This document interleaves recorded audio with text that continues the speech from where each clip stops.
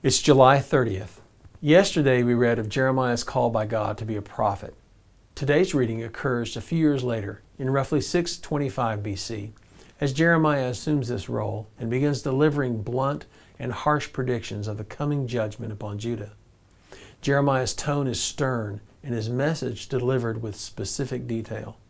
Three powerful thoughts stand out.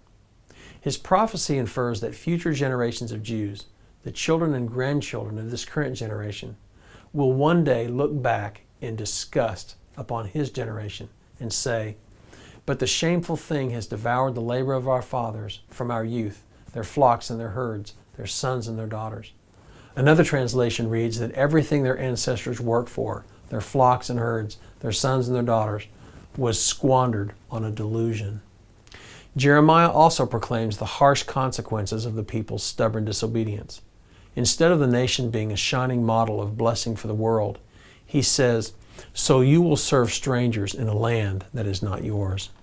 Also, in chapter 4, verse 2 of our reading, Jeremiah declares what God intended all along for his chosen people, that you would be a blessing to the nations of the world, and that all people would come to praise my name.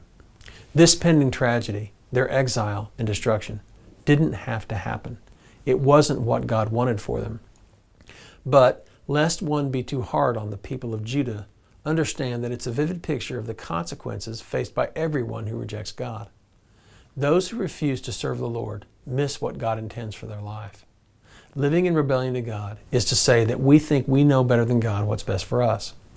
But doing so trades His intended, magnificent design for a poor substitute that leaves us empty, unfulfilled, and broken, deprived of our destined role and in slavery to our own passions.